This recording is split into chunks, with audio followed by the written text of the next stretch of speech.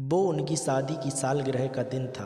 पति पत्नी एक दूसरे से नाराज़ थे। कुछ देर पहले दोनों में किसी बात पर ज़ोरदार बहस हुई थी और ये नाराज़गी उसका ही नतीजा थी। दोनों की शादी को 5 साल हो चुके थे। इन 5 सालों में उनका प्यार धुंधला पड़ने लगा था। प्यार की जगह अब शिकायतों ने ले ली थी। दोनों ये बात अच्छी तरह जानते थे और चाहते थे कि उनके रिश्ते में वो पहले जैसी बात आ जाए, लेकिन लाख कोशिशों के बावजूद उनके रिश्ते में खटास बढ़ती ही जा रही थी। उस समय पति बालकनी में खामोश खड़ा था। पत्नी उसके पास आई और उसे एक डायरी देते हुए बोली, मैं इस रोज़ रोज़ के झगड़े से तंग आ चुकी हूँ। ज़रूर हम दोनों में कुछ खामियां हैं जिन्हें हमें दूर करना होगा, तभी हमारा रिश्ता बच पाएगा। मैं चाहती हूँ कि अगले 1 साल में तुम्हें मुझ में जो कमियां दिखाई पड़े वो इस डायरी में लिख देना।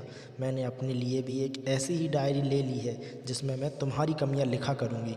अगले साल अपनी शादी की सालगिरह के दिन हम एक दूसरे की डायरी पढ़ेंगे और उसमें जो भी कमियां लिखी होंगी उस पर हम चर्चा करेंगे और उन्हें सुधारने की कोशिश करेंगे।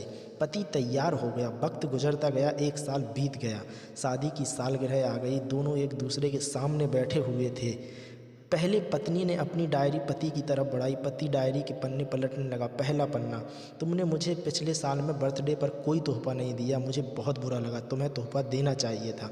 दूसरा पन्ना, जब मेरी मम्मी डैडी घर आए थे तब हमने मूवी देखने का प्लान बनाया था, लेकिन तुम उस दिन ऑफिस से लेट आए।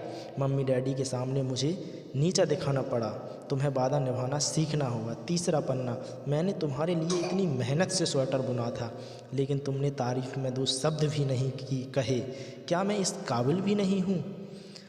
इसी तरह डायरी के सारे पन्ने भरे हुए थे। जब पति ने डायरी पढ़ ली तब पत्नी बोली, मुझे लगता है कि अब से तुम ये गलतियाँ नहीं करोगे। पति ने हाँ में सिर हिलाया। फिर पति ने पत्नी की डायरी ली और पन्ने पलटने लगी। पहला पन्ना खाली था, दूसरा पन्ना भी खाली था, तीसरा पन्ना भी खाली था। पत्नी ने देखा कि डायरी के सारे पन्ने खाली हैं। वह नाराज़ होते हुए बोली, तुम मेरी एक बात भी नहीं मान सकते? मैंने साल भर कितनी मेहनत से पूरी डायरी लिखी है और तुम्हें एक पन्ना भी नहीं लिख सके? पति ने कहा, आखिरी पन्ना खोलो, उस पर मैंने सब लिख दिया है।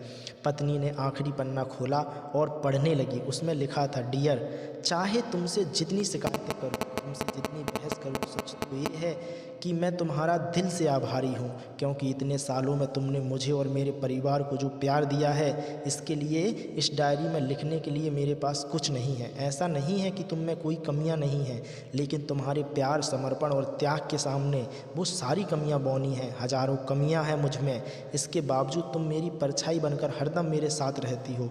भला अपनी परछाई की भी कोई कमी निकालता है? तुम जो हो, जैसी हो, मुझे तुमसे बहुत प्यार है और इसी तरह तुमसे लड़ते झगड़ते और प्यार करते सारी ज़िंदगी गुजार देना चाहता हूँ।